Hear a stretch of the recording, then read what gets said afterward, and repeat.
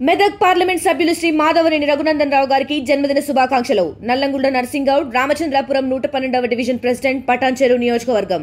అప్పుడప్పుడు కాలం మనది కాదైనప్పుడు, కాలం మనది కానప్పుడు వానపాములు కూడా నాగుపాముల లెక్క బుసగొడుతుంటే చూడాలి. అప్పుడప్పుడు గ్రామ సింహాలు కూడా సింహాల లెక్క గర్జిస్తుంటే మన కర్మ చూడాలి. గ్రామ సింహం అంటే ఎరికేనా మీకు? ఏంటిది?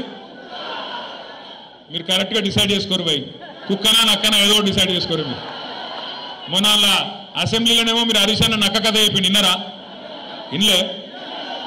నేను చెప్తా ఇక మళ్ళీ ఒక్కసారి ఆ కథ విన్నారా? నేను ఒక్కసారి చెప్తాను, విననోళ్ళ కోసం చెప్తాను. వెనుకటికి ఒక నక్క ఉండేనట, ముసలి నక్క.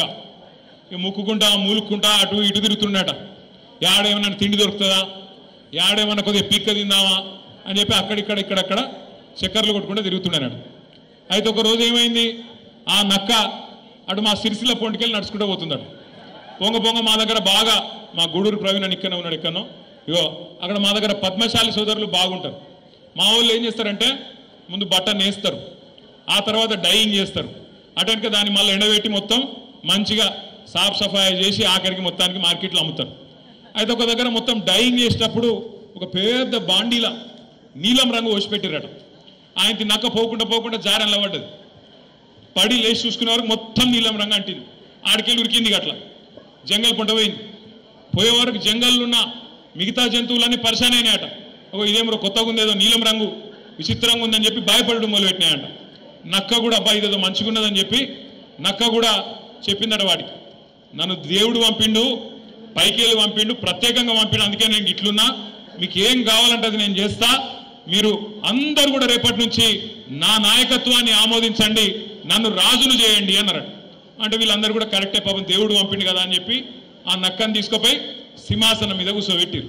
ఇక నక్క సంవత్సరం అయిపోయింది, 15 నెలలు అయిపోయింది, రోజు మొరుగుడు ఒరుడు రోజు ఒకటే.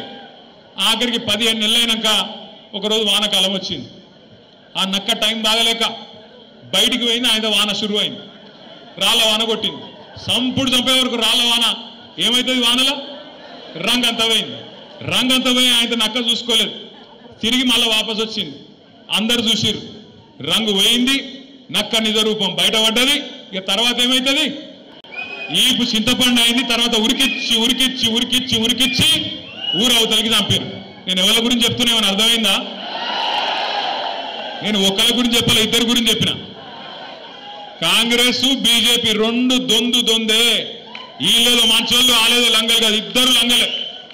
మోడీ గారు ఏం చెప్పిన 2014లో, భాइयों बहनों आप सभी लोग मित्रों आप सभी लोग मुझे वोट दो, मैं जन धन खाता खुलवाऊंगा, आप सबको 15 लाख धन डाल दूंगा.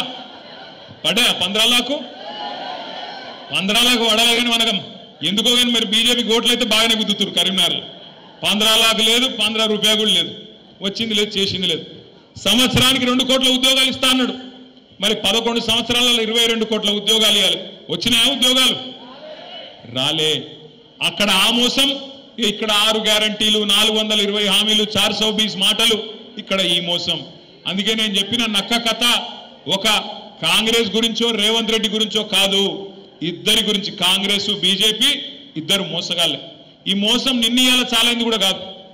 భారతీయ జనతా పార్టీ 1998లోనే ఆంధ్రప్రదేశ్ రాష్ట్రంలో ఆనాడు కాకినాడలో ఒక తీర్మానం పెట్టింది వాళ్ళ రాష్ట్ర కమిటీలో. ఒక్క ఓటు వేయండి బీజేపీకి, 2 రాష్ట్రాలు ఇస్తాం, ఒక ఓటు 2 రాష్ట్రాలు అని చెప్పి 1998లోనే కాకినాడలో తీర్మానం చేసింది. మరి ఇచ్చిండ్రా తెలంగాణ 98 తర్వాత? ఇచ్చిండ్రా అయింది? ఇయ్యలే. కాకినాడ తీర్మానం కాకెత్తుకపోయింది. బీజేపీ ఆ రోజు మోసం చేసింది. ఇక కాంగ్రెస్ మోసం అయితే చెప్పే అవసరమే లేదు. మొదటి నుంచి మోసం చేసుకుంటూ వచ్చిన పార్టీ తెలంగాణకు కాంగ్రెస్ పార్టీ. మనందరం గుర్తుపెట్టుకోవాల్సింది ఒకటి, ఇవాళ మనం ఉన్న ఒక ప్రత్యేకమైన పరిస్థితుల్లో 24 ఏళ్ళ నుండి 25వ సంవత్సరంలో అడుగు పెడుతున్న ఈ సందర్భంలో రాష్ట్రంలో ఏ మూలకి పోయినా, ఏ ఊరికి పోయినా, ఏ గల్లికి పోయినా, ఏ మనిషిని ఇట్లా కదిపినా ఒక్కటే మాట వినబడుతున్నది.